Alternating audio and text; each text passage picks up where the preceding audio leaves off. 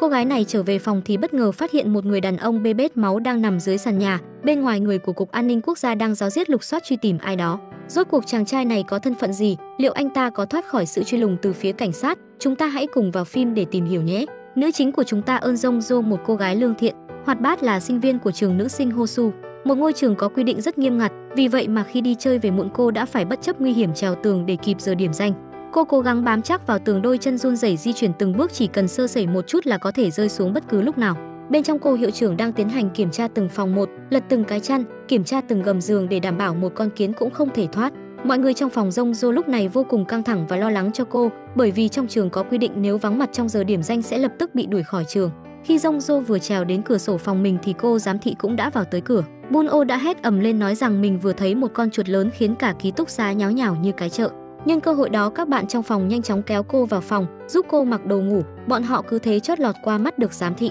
Sau khi bà ấy rời đi, ai nấy đều ngã ngửa xuống giường thở phào nhẹ nhõm. Đột nhiên Jong Jo nhớ ra cô để quên hộp bánh gạo mà bà làm cho mình ở dưới cổng ký túc, liền lập tức chạy xuống phòng bác bảo vệ xin lại, sau đó biếu bác một chút làm thay lời cảm ơn. Bác bảo vệ là một người hiền lành và tốt bụng, thường bao che cho các nữ sinh khi họ về muộn nên được mọi người trong trường rất quý mến. Trước khi trở về phòng, cô cũng không quên đem một chút qua phòng Bun-oh cảm ơn cô vì vừa nãy đã giúp mình. Bun-oh cũng nhờ cô tìm cuốn sách Romeo và Juliet bản tiếng Anh, cô liền vui vẻ đồng ý. Sau đó trở về phòng cùng các bạn mở một show ca nhạc.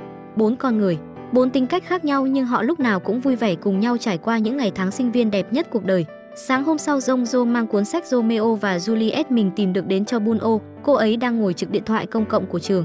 Cả hai cùng nhau ngồi trò chuyện. Đúng lúc này có người gọi đến, Jong Jo giúp Bun-oh nghe máy. Đầu dây bên kia là ông anh rất mến mộ cô tóc xù, anh ta tên là Gang Tae, luôn miệng khoe khoang rằng mình vừa trải qua kỳ thi công chức vô cùng khắc nghiệt mà ít ai làm được. Nhưng nhìn mặt Jong Jo không quan tâm cho lắm. Thế nhưng khi nghe thấy lời mời xem mắt nhóm từ đối phương, sắc mặt Jong Jo lập tức thay đổi. Cô nhanh chóng ghi chép lại thời gian địa điểm gặp mặt. Sau khi nghe Jong Jo chắc chắn rằng Jeo Min sẽ không tham gia, Bun-oh đã xin được đi cùng. Thấy thái độ do dự của Jong Jo, cô đã giả bộ khóc lóc nói rằng mình không phải sinh viên nên sẽ rất khó có cơ hội hẹn hò nhóm như thế này. Đứng trước những lời than vãn kể khổ của Bun-oh, Jong Jo chỉ đành quay về thuyết phục cô tóc xù cho chị ta tham gia cùng. Dù không thích vì cho rằng dẫn một người không phải là sinh viên trường tham gia là lừa dối các chàng trai, nhưng nghĩ đến lần cô ấy đã cứu nguy cho cả phòng khi điểm danh, cô tóc xù cũng miễn cưỡng gật đầu. Cuối cùng thì ngày hẹn hò mà 4 cô gái mong đợi cũng tới. Ở quán cà phê, 4 chàng trai đã có mặt từ sớm, nóng lòng chờ đợi đối phương xuất hiện. Trái ngược với thái độ sốt ruột của Gang Tae, nam chính ngồi điềm tĩnh xếp những que diêm thành một lâu đài cao lớn. Gang Tae vội vã đứng lên định giới thiệu thì bất cẩn làm đổ tháp diêm của nam chính. Anh và Jong Jo cùng đưa tay ra định đỡ lấy tháp diêm. Khoảnh khắc hai ánh mắt chạm nhau khi ấy khiến cho trái tim của một cô thiếu nữ mới lớn như Jong Jo đập loạn nhịp. Sau khi chờ Bun-oh đến, mọi người ngồi xuống cùng nhau trò chuyện. Sau một hồi trao đổi, họ quyết định sẽ tìm ra người hẹn hò với mình bằng cách để các cô gái lựa chọn món đồ đại diện cho mỗi chàng trai. Các cô gái phải nhắm mắt lại để những chàng trai đặt món đồ của mình xuống bàn. Sau khi 4 đồ vật đã được bày ra bàn, các cô gái cùng nhau lựa chọn những món đồ ưng ý. Bun-oh nhắm ngay vào chiếc máy bay giấy vì cô ta biết rằng đây là món đồ của Suho. Hee-jeon chọn tờ trúng giấy chứng nhận công chức. Khi nữ chính định cầm chiếc bật lửa, anh áo bò liền lắc đầu. Cô đưa tay qua chiếc bút, anh ta trợn mắt ra hiệu. Cô đang định lấy thì Bun-oh đã nhanh tay giật lấy chiếc máy bay. Nam chính và Jong Jo nhìn nhau bằng ánh mắt tiếc nuối. Kết thúc buổi hẹn hò không mấy hài lòng. Jong Jo vào hiệu sách mở bài nhạc yêu thích, trong đầu hiện lên hình ảnh của Suho khiến cô phấn khích hát lớn bonus thêm vài động tác phụ đạo. Điều này đã thu hút sự chú ý của mọi người, trong đó có nam chính. Anh nở nụ cười thầm nghĩ cô gái này thật thú vị. Cô đi thật nhanh ra ngoài thì va phải nam chính. Cô thắc mắc không phải anh đi xem hòa nhạc cùng chị Bun-oh sao? Suho hờ hững nói rằng mình khá bận, còn không quên đá đều cô rằng không phải cũng chia tay bạn tôi rồi chứ. Jong Jo ngại ngùng đi luôn ra quầy tính tiền, nhưng vì không mang đủ nên cô bị quê gấp đôi, đành để lại cuộn băng cassette rồi đi về. Suho gọi cô lại đưa cho cô cuộn băng, nói coi như quà gặp mặt rồi nhanh chóng rời đi. Jong Jo vội đuổi theo phía sau, tới một gốc cây anh phát hiện có cảnh sát đang kiểm tra liền rẽ vào một con hẻm. Nữ chính cũng chạy vào bỏ cuộc băng vào túi anh. Cảnh sát lập tức ập tới kiểm tra xem anh có phải người mà bọn họ đang truy tìm không. Nắm được tình hình, Jong Jo liền cùng anh đóng giả một đôi tình nhân đang cãi nhau. Thấy cơm chó ngập miệng thế này, mấy anh cảnh sát liền rời đi chứ không đến lúc gia đình người ta tan vỡ lại do mình. Lúc này Jong Jo mới bình tĩnh trở lại. Suho liền chọc vui bảo cô nên làm diễn viên thay vì làm ca sĩ, khiến cô ngượng chín mặt, ngại ngùng bỏ đi. Suho đuổi theo muốn nói điều gì đó, nhưng khi phát hiện ra có người đang theo dõi mình, anh lại im lặng. Jong Jo nhìn anh bằng ánh mắt mong đợi, nhưng anh chỉ đưa cho cô cuộn băng và nói cảm ơn rồi rời đi. Biết rằng bỏ lỡ lần này là khó có thể gặp lại, cô đành vứt hết liêm sỉ chạy theo lấy cớ muốn cảm ơn vì cuộn băng để mời anh đi uống cà phê vào ngày mai. Nhưng mặc kệ sự chờ đợi của Jong Jo, nam chính đã không xuất hiện. 6 tháng sau, anh cùng 2 người đồng đội đến đón giáo sư Han mà không hay biết mình đang bị người của Cục An ninh Quốc gia theo dõi. Hana tóc ngắn ra lệnh cho một chiếc xe lao đến đâm thẳng vào xe của Suho. Cú va chạm đã khiến giáo sư Han và một đồng đội của anh bất tỉnh, còn anh và người lái xe tên Du bị thương phần đầu. Khi phát hiện có cảnh sát tới, Du đã mở cửa xe chạy thoát thân, còn anh cũng dùng sức phá cửa sau bỏ chạy. Cảnh sát lập tức đuổi theo. Lúc này trên đường phố đang diễn ra buổi diễn tập quân sự để phục vụ cho cuộc bầu cử tổng thống sắp tới thì bỗng nhiên xảy ra báo động khiến đường phố vô cùng hỗn loạn. Suho lúc này đã trèo qua được chiếc cửa sổ rơi vào một căn phòng. Trong khi đó, cảnh sát cũng đã lần theo vết máu và tìm vào ký túc xá. Jongjo là người đầu tiên trở về phòng. Khi thấy chiếc đèn trên bàn bị đổ, cô đã cảm nhận được có điều chẳng lành. Cô chậm rãi bước từng bước đến gần cửa sổ, hoảng hốt khi thấy một người đàn ông bê bết máu nằm dưới sàn nhà, và càng bất ngờ hơn khi người đó chính là Suho. Sau khi hoàn hồn, Jongjo nhanh chóng lau sạch vết máu. Cô bánh bèo mở cửa đi vào, sợ hãi ngã lăn ra đất. Cô tóc xù và cô tóc ngắn vội vã trở về phòng, thấy cảnh tượng trước mặt thì cứng đơ người. Họ tranh luận về việc sẽ giải quyết như thế nào. Trong khi Jongjo và cô tóc ngắn quả quyết sẽ giấu anh ta đi vì nghĩ rằng anh là sinh viên biểu tình nên bị truy bắt, thì cô tóc xù và cô bánh bèo muốn giao nộp nam chính cho cảnh sát vì sợ sẽ chuốc họa vào thân. Sau một hồi đấu tranh, họ quyết định sẽ giúp nam chính qua mặt cảnh sát. Ở trong phòng hiệu trưởng lúc này, không khí vô cùng căng thẳng. Thì may Hắc Hổ cản lại, bảo cô hãy bình tĩnh, quay trở về xin lệnh khám xét, vì nếu hắn ở đây thì giống như con chuột trong giỏ, có chạy cũng không thoát. Trong khi chờ lệnh, cảnh sát di chuyển ra bên ngoài xem xét xung quanh, đã xác định được vị trí căn phòng mà Suho trèo vào thông qua vết máu còn vương lại. Ngay lập tức Hana cầm lệnh khám xét lao vào, đi thẳng đến phòng 207 của nữ chính. Họ định mở cửa thì phát hiện cửa đã bị khóa trái. Cảnh sát đạp cửa lao vào thì chỉ thấy trong phòng không có ai ngoài cô tóc xù. Hiệu trưởng phát hiện vết máu còn sót lại ở góc tường, lập tức hiểu ra. Bà không những không vạch trần mà còn giải vây cho cô tóc xù khi bị đám cảnh sát tra hỏi. Biết được những bạn còn lại trong phòng đang ở dưới nhà tắm công cộng. Ở nhà tắm lúc này, Suho được ba cô gái giấu dưới ghế đựng đồ. Khi nghe thấy tiếng có người muốn xông vào, họ quyết định cởi quần để nhìn cho thật chân. Bên ngoài, hiệu trưởng đang cố ngăn cản cảnh sát tiến vào vì bà sợ rằng sẽ ảnh hưởng đến danh dự của các cô gái đang tắm bên trong. Hiểu được điều đó, Hana quyết định sẽ vào kiểm tra một mình. Vừa bước vào bên trong, cô đã nghe thấy tiếng hát ngân nga của ba cô gái. Mặc dù rất sợ hãi nhưng họ vẫn cất giọng hát để đánh lạc hướng và tự trấn an bản thân. Trong khi Hana đang kiểm tra phòng tắm thì bất ngờ máu của Suho chảy ra sàn khiến cả ba hoảng sợ. Điều này làm Hana nghi ngờ, tiến lại gần tra hỏi: "Sao em lại sợ hãi như thế? Sao em phải khóc?" Trước những câu hỏi của Hana, tất cả đều im lặng. Vết máu cứ thế loang ra sàn, càng ngày càng đến gần chân Hana. Jongjo lấy hết dũng khí đứng dậy hét lớn vào mặt cô: "Cảnh sát!"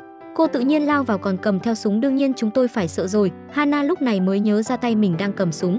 Cô ta nở nụ cười rồi lập tức rời đi.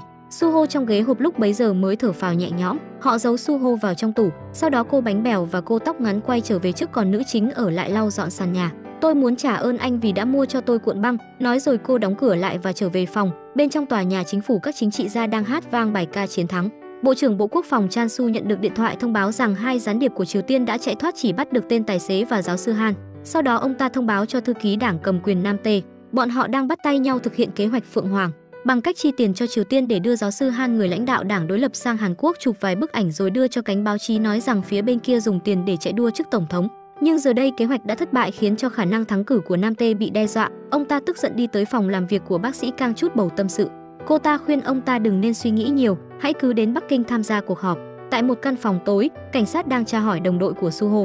Nhưng dù cạy răng thế nào, anh ta cũng không tiết lộ một chút tin tức, chỉ luôn miệng hô vang Cộng hòa xã hội nhân dân Triều Tiên muôn năm. Rồi nhân lúc cảnh sát không để ý, hôm sau nam chính đã khỏe hơn, nhưng đám cảnh sát vẫn canh chừng bên ngoài khiến anh bị mắc kẹt tại ký túc xá. Nhưng nếu cứ để anh thế này chắc chắn sẽ bị phát hiện. Mọi người đã bàn nhau cho Suho ở trên tầng 4. Đây là căn phòng đã bỏ trống nhiều năm nay, không ai dám lại gần do có truyền thuyết ma quỷ. Jongjo chạy xuống nhờ bác bảo vệ mở cửa căn phòng. Bác bảo vệ ban đầu cũng hơi rén, nhưng khi nghe nữ chính và cô tóc ngắn khẳng định Suho chỉ là sinh viên biểu tình bị truy bắt, ông đã đồng ý giúp đỡ. Ngay tối hôm đó họ đã thực hiện kế hoạch. 4 người rón rén nhẹ nhàng di chuyển lên tầng trên tầng. Khi bước vào căn phòng, ai nấy đều có cảm giác lạnh sống lưng. Dù sợ xanh mặt nhưng Jongjo vẫn mạnh miệng trấn an mọi người bình tĩnh, trên đời này làm gì có ma quỷ. Rồi cô tóc ngắn thu dọn đồ đạc, còn Jongjo giúp nam chính băng bó vết thương. Tính cô vốn đã vụng về, nay còn được tiếp xúc với body 6 múi không chỗ chê của Suho khiến cô lúng túng không nói lên lời. Sáng hôm sau, Jongjo dậy từ sớm, nhét đầy hộp vào ba lô rồi cùng cô bánh bèo xuống căng tin thu thập đồ ăn. Với khả năng lút đồ thần sầu chả mấy chốc, hai cô nàng đã tích góp đủ thức ăn cho nam chính ăn cả tuần. Jongjo quay trở về phòng thó cái ấm siêu tốc của cô tóc xoăn rồi vui vẻ đi đánh răng rửa mặt tại nhà vệ sinh công cộng. Xong xuôi đâu đấy, cô mang đồ ăn lên cho nam chính. Họ thống nhất với nhau về cách nhận biết đối phương qua tiếng gõ cửa đặc biệt, rồi cùng nhau ngồi tâm sự về người thân của mình. Jongjo tâm sự, anh trai cô vì tham gia biểu tình mà bị bắt đi nhập ngũ, đó cũng là lý do khiến cô muốn giúp đỡ anh. Khi ngồi nói chuyện cùng Bun-o, cô ta đã nhắc nhở Jongjo cẩn thận vì cô hiệu trưởng đã nghi ngờ phòng của nữ chính. Điều này khiến Jongjo rất lo lắng liệu có khi nào cô hiệu trưởng đã phát hiện điều gì đó, nhưng dù lo lắng thế nào thì cũng phải mang cơm lên tối lên cho cờ rút. Jongjo gặng hỏi anh về chiếc dây chuyền trên cô. Sau khi nghe nam chính nói đó là món quà của một bạn nữ tặng, trong lòng cô bỗng dâng lên một cảm giác khó chịu. Cô lấy cơ còn bài tập chưa hoàn thành để rời khỏi căn phòng. Sáng hôm sau cô giận dỗi không chịu dậy, nhưng do cô bánh bào cứ cảm giảm bên tai nên cô đành miễn cưỡng mang cơm lên cho nam chính, nhưng không ở lại nói chuyện như mọi hôm mà lập tức ra về. Suho mang hộp cơm vào phòng nhưng bất cẩn làm đổ ghế khiến cho mọi người đang đọc sách dưới thư viện sợ hãi chạy tán loạn. Hôm nay là thứ 7 ngày mà ký túc xá mở cửa cho người thân vào thăm sinh viên. Anh trai Jongjo được nghỉ phép trở về thăm em gái. Anh đứng từ dưới tầng gọi lớn, nghe thấy anh trai gọi mình. Jongjo chạy xuống xà vào lòng anh vui sướng như một đứa trẻ. Tối hôm ấy, trong lúc Jongjo giúp Suho thay băng, anh đã hỏi cô về người đàn ông lúc sáng và được biết đó là anh trai của cô. Anh cũng nói với Jongjo rằng chiếc vòng cổ này là đồ vật mà em gái tặng cho anh khi lên đường nhập ngũ nên anh rất coi trọng nó. Nghe đến đây nữ chính mỉm cười, thế hóa ra cô giận dỗi từ qua tới giờ là vô ích rồi. Jongjo đứng lên tính đi về thì không may làm đổ cốc nước. Cô nhanh tay lấy chiếc khăn lau khô rồi mang đi giặt. Nhưng do lâu ngày không được tu sửa, cơ sở vật chất đã xuống cấp làm cho nước rỏ xuống tầng dưới. Từ lần nghe thấy tiếng động lạ hôm trước cùng với sự việc hôm nay khiến cô sinh viên này chắc chắn rằng có người đang ở trên tầng. Cô lập tức báo cáo với hiệu trưởng. Cô hiệu trưởng gọi bác bảo vệ rồi nhanh chóng lên kiểm tra. Đôi chim bông lúc này vẫn đang ngồi vẽ bản đồ ký túc để tìm cách đưa Suho ra an toàn mà không biết nguy hiểm đang ập tới. Trên đường đi, bác bảo vệ ho thật to để báo hiệu cho hai mau trốn thoát. Ông giả vờ tìm chìa khóa để kéo dài thời gian giúp họ. Khi mở cửa bước vào, ông còn cố ý làm hỏng chiếc đèn để cho mọi người không nhìn rõ mọi thứ. Sau khi kiểm tra một vòng, cô hiệu trưởng nhận ra có người đã từng ở đây nhưng tìm khắp nơi cũng không thấy ai cả. Ở bên ngoài, hai người đang đứng chênh vênh trên một bờ tường nhỏ. Jongjo sợ hãi bám chặt vào người nam chính. Đột nhiên Jongjo trượt chân ngã xuống. Suho cố gắng giữ chặt lấy tay cô. Nghe thấy tiếng động bên ngoài, cô hiệu trưởng mở cửa sổ nhìn ra ngoài nhưng vẫn chẳng thấy gì khác biệt. Vì không tìm thấy điều gì bất thường nên hiệu trưởng đã rời đi. Bà đề nghị bác bảo vệ hãy đưa chìa khóa căn phòng cho mình quản lý. Khi xác định trong phòng không còn ai, Suho bế nữ chính vào trong phòng. Anh pha cho cô cốc cà phê, nắm tay cô an ủi để cô bớt căng thẳng. Sau khi bình tĩnh trở lại, cô mới nhận ra vết thương của anh đang chảy rất nhiều máu. Cô vội vã giúp anh băng bó lại rồi nhắc nhở anh không được đi lại để tránh vết thương nghiêm trọng hơn. Đang định trở về phòng, Jongjo phát hiện cửa đã bị khóa từ bên ngoài. Cô tóc ngắn thấy tối muộn rồi mà cô vẫn chưa trở về thì lo lắng chạy đi tìm bác bảo vệ, may mà bác vẫn còn một chìa khóa dự phòng khác. Họ lập tức đến mở cửa cho Jongjo. Vì không muốn gây nguy hiểm cho Jongjo thêm nữa, nam chính quyết định rời đi ngay trong đêm. Bác bảo vệ dẫn họ ra ngoài bằng lối đi bí mật, nhưng không ngờ cảnh sát đã canh chừng sẵn ở đó. Họ chỉ đành đưa Suho quay trở lại căn phòng. Sắp tới trong trường sẽ tổ chức ngày hội Open House. Đây là sự kiện đặc biệt mỗi năm chỉ có một lần. Vào ngày này trường sẽ tổ chức các hoạt động vui chơi và mở cửa cho người lạ tự do ra vào trường để giao lưu kết bạn. Các cô gái ai cũng háo hức mong chờ đến ngày ấy để gặp được nửa kia của mình. Jongjo biết rằng đây là cơ hội hiếm có để giúp nam chính ra khỏi trường. Họ cùng nhau bàn bạc kế hoạch kỹ lưỡng. Ở ngoài kia, cảnh sát đã tìm tới phòng trọ của Suho để tìm kiếm thông tin. Gang Tae sau khi biết được anh Suho là đặc vụ Triều Tiên thì rất bất ngờ. Anh hứa với bên cảnh sát sẽ báo ngay cho họ khi có tin tức của anh. Dù không có chút thông tin nào của Suho nhưng phía cảnh sát vẫn không tự bỏ. Nam chính lúc này cũng đang tập luyện chuẩn bị cho một trận chiến sắp tới. Vì anh biết rằng sau khi rời khỏi nơi này anh sẽ không còn những ngày tháng yên bình như ở đây nữa. Trong lúc Jongjo đang ngồi nói chuyện cùng Buno ở quầy điện thoại thì ba người bạn cùng phòng của cô hừng hực khí thế đi tới. Chắc hẳn đã xảy ra chuyện gì nghiêm trọng lắm. Khi tới nơi thấy cô hiệu trưởng cũng đang đứng đó, sức mạnh cũng giảm đi nửa phần. Cô hiệu trưởng gọi ba người vào hỏi chuyện thì được biết cô tóc xù và cô bánh bèo đã bị lấy mất chiếc nhẫn và đôi giày đắt tiền. Họ nghi ngờ do Buno lấy vì cô tóc ngắn đã nhìn thấy cô ta mang đôi giày bị mất của một bạn nữ trong trường. Cô hiệu trưởng gọi Buno vào trong phòng nói chuyện. Bà biết rằng những đồ vật bị mất trong trường đều là do cô ta lấy, nên đã yêu cầu cô ta hãy trả lại mọi thứ về chỗ cũ. Bà ta sẽ bỏ qua cho cô lần này, nhưng chỉ một lần duy nhất. Chỉ còn 3 ngày nữa là tới ngày hội Open House. Trong trường có quy định vào ngày này những nam sinh vào trường đều phải mặc âu phục. Vì thế Jongjo đã trở về nhà để lấy bộ âu phục của anh trai cho Suho. Vừa vào nhà cô đã chạm mặt mẹ kế của mình. Cô không nói lời nào đi thẳng lên lầu lấy bộ âu phục của anh trai. Khi chuẩn bị ra về, bà mẹ kế đã nói những lời lẽ không hay động đến người mẹ quá cố khiến Jongjo tức giận đập vỡ bức ảnh gia đình. Bà ta liền cho cô một cái tát đau đớn. Biết mình không thể làm gì, Jongjo đành ôm ấm ức trở về trường.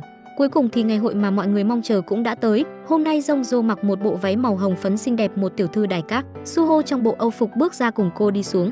Trông họ cứ như một cặp đôi thực sự. Trong khi mọi người tập trung lại xem nhảy, một người bạn đã đẩy cô vào giữa. Những người xung quanh đồng thanh hô lớn tên cô. Thấy nữ chính khó xử, nam chính đã bước vào mời cô khiêu vũ trước ánh mắt trầm trồ và những tiếng reo hò của mọi người. Dưới ánh đèn lấp lánh, họ cùng nhau thực hiện những bước nhảy uyển chuyển nhịp nhàng. Cô cũng nhớ lại những kỷ niệm tươi đẹp của hai người từ ngày đầu tiên gặp nhau. Khi nhạc tắt cô mới nhận ra đó chỉ là tưởng tượng của mình. Suho nhanh chóng kéo cô ra ngoài, cô tóc ngắn đã tiếp ứng sẵn ở ngoài. Họ đã chuẩn bị sẵn một chiếc xe đạp và bảo anh nhanh chóng rời khỏi. Suho lưu luyến nhìn Jongjo một hồi lâu rồi lên xe định rời đi, thì cô tóc ngắn cản lại nói rằng để Jongjo đi cùng sẽ đỡ bị nghi ngờ. Nữ chính ngồi lên xe, đưa tay ôm lấy Suho. Tim nam chính lúc này đập lệch đi một nhịp nhưng vẫn cố tỏ ra bình tĩnh đạp xe chở Jongjo rời khỏi trường. Họ cùng nhau đi qua những con đường đầy lá vàng rơi. Jongjo ngồi phía sau nhắc nhở anh hãy cô ở phòng 207, nhắc anh khi nào rảnh hãy gọi về số điện thoại của trường và nhắc anh cũng đừng quên cô. Trước những lời nói đầy vương vấn của cô, nam chính chỉ im lặng không nói gì, nhưng Jongjo phía sau đâu thấy được nét đượm buồn đã hiện rõ trên mặt nam chính. Đi một hồi cũng đã tới cổng trường, Jongjo cố gắng tỏ ra vui vẻ nói tạm biệt nam chính, nhưng khi anh định đi, cô liền đưa tay ra níu lại. Thế rồi sau khi nghĩ ngợi một hồi vẫn là nên buông ta để anh rời đi. Suho đi được một đoạn thì quay đầu lại, trao cho cô chiếc dây chuyền anh luôn mang theo người. Gang Tae ở trên lầu nhận ra Suho lập tức gọi điện báo cho cảnh sát. Cô bánh bèo thấy vậy vội vã chạy xuống báo cho Suho nhanh chóng chạy thoát. Khi cảnh sát chạy đến nơi thì chỉ còn cái nịt liền tức giận triệu tập Gang Tae lên đồn chất vấn. Hắn khóc lóc van xin và hứa lần sau sẽ xem xét cẩn thận hơn trước khi báo tin. Sau khi rời khỏi trường, nam chính đến tìm Du anh ta thật ra là do cấp trên cử xuống giám sát Suho, khi phát hiện anh có suy nghĩ lệch lạc lập tức ra tay trừ khử. Du báo với nam chính rằng cấp trên đã ra lệnh hủy bỏ kế hoạch cũ và sắp tới sẽ có một tổ chức mới tới làm việc cùng họ. Buno đã nhìn thấy Suho và nữ chính cùng nhau vui vẻ nói cười trong buổi hội, cô ta tức giận gọi Jongjo vào phòng nói chuyện. Sau đó buông những lời chỉ trích Jongjo ở sau lưng cô ta, lén lút qua lại với nam chính, rồi quay về phòng định xé chiếc vé mời để xả giận. Thì phát hiện chỉ ai có vé mời mới có thể tham dự ngày hội. Cô ta lập tức kiểm tra danh sách khách mời thì phát hiện Suho căn bản không được mời tới. Thế rốt cuộc anh ta vào trường bằng cách nào? Sau khi theo dõi và nghe trộm cuộc trò chuyện của cô với bác bảo vệ, cô ta gọi điện cho phía cảnh sát định tố giác Jongjo để nhận số tiền thưởng 50 triệu won thì cô hiệu trưởng đi tới giật lấy điện thoại. Buno chỉ đành nói thật với cô hiệu trưởng về những gì mình phát hiện. Cô ta dẫn bà xuống phòng bác bảo vệ, lôi ra chiếc ba lô trong tủ. Bên trong chứa quần áo của nam chính và một chiếc khăn dính máu. Cô hiệu trưởng tức giận đuổi việc bác bảo vệ. Sau đó cảnh cáo Buno không được báo cảnh sát, vì như thế không những không được tiền mà còn khiến nhà trường còn bị ảnh hưởng vì đã che giấu, chứa chấp gián điệp. Rồi bà sai cô ta đi gọi phòng 207 xuống gặp mặt. Trước những bằng chứng không thể chối cãi, họ thừa nhận đã giúp đỡ Suho và chắc chắn rằng anh ấy chỉ là sinh viên biểu tình chứ không phải gián điệp Triều Tiên. Cô hiệu trưởng nổi điên đuổi học cả nhóm. Jongjo quỳ xuống nhận hết tội lỗi về mình, xin cô hãy bỏ qua cho các bạn. Trước những lời cầu xin thành khẩn của nữ chính, hiệu trưởng quyết định đuổi học Jongjo, còn những người khác bị cắt đứt liên lạc với bên ngoài. Nam chính nhận được cuộc gọi từ bố. Khi biết Suho còn sống, ông ta rất vui mừng. Ông yêu cầu anh quay trở về Bình Nhưỡng để nhận nhiệm vụ mới. Tại Bắc Kinh lúc này, bố của Suho cũng chính là bộ trưởng Triều Tiên đang cùng nhau ăn tối. Họ cùng nhau thực hiện kế hoạch Phương Hoàng để giúp cho Nam Tê thuận tiện trèo lên chức vị tổng thống. Nhưng do số tiền bên Âu Á Triệu Tiên đòi hỏi gấp 4 lần so với dự định ban đầu nên Nam Tê đã gợi ý cho Chan Su lợi dụng chức vị bộ trưởng Bộ Quốc phòng để rút tiền từ ngân sách nhà nước. Khi kế hoạch thành công, ông nhất định sẽ không bạc đãi Chan Su. Jongjo sau khi bị đuổi học đã tìm đến nhà thờ để mong Chúa chỉ lối. Cô cầu nguyện cho Suho được bình an vô sự và nếu có thể hãy cho cô được gặp lại anh một lần. Suho lúc này cũng đang nhớ về cô. Những hình ảnh lưu luyến của cô trước khi hai người từ biệt cứ hiện lên trong đầu anh. Có lẽ nỗi nhớ nhung của anh cũng lớn như cô vậy, chỉ là anh quá giỏi che giấu cảm xúc của mình. Ngày hôm sau, anh đóng giả làm cha xứ đến nhà thờ để tiếp cận giáo sư Han. Suho đã mang tính mạng của con trai của ông ta ra đe dọa để ông ta đồng ý hợp tác với mình. Giáo sư Han đi lên một chiếc taxi mà không biết rằng người lái xe chính là Jun. Anh ta lập tức đưa ông rời đi. Hana nhanh chóng bám đi theo, nhưng đến ngã tư, cô đã bị người của Jun cắt đuôi. Jun đưa giáo sư Han về căn cứ gặp nam chính. Suho khuyên ông ngoan ngoãn theo họ về Triều Tiên. Khi xong việc họ sẽ bí mật đưa ông ta và con trai trở về nước. Để đảm bảo an toàn cho con mình, ông ta đã đồng ý đi cùng. Họ chia nhau ra hành động. Suho lên núi ô gom lấy tiền và vũ khí, còn những người còn lại sẽ đưa giáo sư Han về. Đúng 22 giờ, họ sẽ tập hợp trên thuyền. Bên phía cảnh sát cũng đã phát hiện ra tín hiệu mật của Suho và giải mã ra được anh sẽ đến ký túc xá. Hôm nay là ngày Jongjo phải dọn ra khỏi ký túc xá. Cô lo lắng khi Suho quay lại đây sẽ không tìm được mình nên đã viết hết nỗi lòng ra một tờ giấy, mong rằng sẽ có ngày Suho đọc được những dòng này. Nam chính lúc này đang lên núi ô gom lấy tiền để trở về nước. Sau khi đào được một đống tiền và vũ, anh cho vào ba lô và quay trở về. Khi đi ngang qua hàng rào phía sau ký túc xá, anh đã phát hiện ra chiếc máy bay giấy bị mắc kẹt. Nhìn vào cách gấp, anh biết rằng đó là chiếc máy bay của cô. Suho mở ra xem, bên trong chứa đầy những lời tâm sự, trách móc của Jongjo. Cô trách anh tạc sao không gọi cho cô lấy một lần và cũng bộc lộ rằng mình rất nhớ anh. Trước những dòng tâm sự chan chứa tình cảm của nữ chính, Suho cảm thấy rất đau lòng. Đột nhiên một tên nghiện đi tới, hắn tưởng anh đang rình mò nữ sinh nên đã chửi cho anh một trận. Đúng lúc này cảnh sát xuất hiện, nam chính lập tức bỏ chạy. Tên nghiện tưởng rằng cảnh sát tới để bắt mình nên cũng ba chân bốn cẳng đi cùng nam chính. Hắn dẫn anh vào một túp lều trên núi, rồi họ cùng nhau trốn vào một mật đạo phía sau. Cảnh sát nhanh chóng bao vây túp lều. nhưng khi đẩy cửa vào trong thì không thấy ai cả. Phía bên trong tên nghiện nghĩ rằng đó là bọn đòi nợ tìm mình để đóng lãi nên sợ hãi run lẩy bẩy. Nhưng khi biết rằng bọn chúng đến để bắt Suho, hắn đã rút dao ra định đâm nam chính chỉ bằng một đường cơ bản.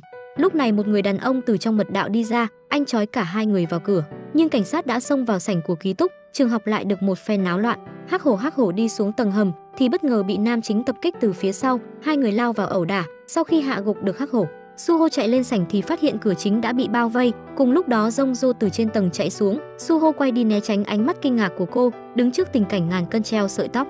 Anh Jongjo làm con tin yêu cầu cảnh sát không được lại gần, đôi mắt Jongjo ngấn lệ. Đó không chỉ nước mắt của sự sợ hãi, đó còn là nước mắt của sự thất vọng. Cô không dám tin rằng người đàn ông mình tin tưởng ngày đêm mong nhớ giây phút này lại đang dí súng vào đầu mình. Đồng đội của Suho đã xuất hiện, thế là hai bên điên cuồng xả súng. Mọi người sợ hãi bỏ chạy lên tầng. Nhìn thấy Jongjo sợ hãi run rẩy trong góc, anh biết rằng mình phải làm gì đó để nhanh chóng kết thúc trận chiến nguy hiểm này. Sau 30 phút đồng hồ đấu súng quyết liệt, đội chắn đạn của Cục An ninh Quốc gia đã tới để tiếp ứng cho phía cảnh sát, khiến nam chính rơi vào tình thế bất lợi. Anh đã đưa ra một quyết định liều lĩnh. Suho tập trung nhắm trúng dây treo đèn chùm khiến nó rơi xuống, phân tán sự chú ý của mọi người. Trong lúc đó anh lấy lựu đạn gài vào người, rồi lôi Jongjo cùng đi ra ngoài, trực tiếp rút chốt lựu đạn, buông lời đe dọa: nếu không bỏ súng xuống thì tất cả sẽ cùng chết. Nhìn gương mặt sắc lạnh của anh, Hắc hổ biết rằng đó không phải lời nói suông, nên đã ra lệnh tất cả rút lui, còn anh ta ở lại làm con tin và bảo vệ mọi người. Sau khi cảnh sát đã rút hết, họ tập hợp mọi người xuống sảnh để dễ dàng kiểm soát, rồi bắt ba cô gái đứng chắn cửa sổ khiến cho cảnh sát không thể tấn công từ bên ngoài. Nun ô đổ hết tội lỗi lên đầu Jongjo khiến cô vô cùng day dứt. Nếu như ngày đó cô không giúp đỡ anh thì mọi chuyện liệu có đến nông nỗi này? Là cô đã tiếp tay cho kẻ thù, là cô đã phản bội đất nước. Sau khi rửa sạch máu trên mặt, nam chính xuống thả hai bố con bác bảo vệ. Ông vẫn không thể tin được người mà mình cứu giúp lại chính là gián điệp Triều Tiên. Cùng lúc đó trong ký túc xá, Jongjo vết thương của Hắc hổ đang không ngừng chảy máu nên đã ngoan cố ngồi dậy muốn băng bó giúp anh ta. Thấy vậy Jun tức giận cầm súng tính phang vào đầu cô, thì Nam Trinh đi vào ngăn cản. Cô đưa anh lên tầng lấy dụng cụ y tế. Suốt quá trình ấy cô không nói lời nào, giữa họ lúc này cảm giác như hai người xa lạ. Điều đó làm anh rất khó chịu. Anh thật sự rất muốn giải thích cho cô. Khi đi đến cầu thang anh kéo cô lại vì phía dưới là dây mìn do anh bố trí sẵn. Đến lúc này cô mới chịu mở miệng.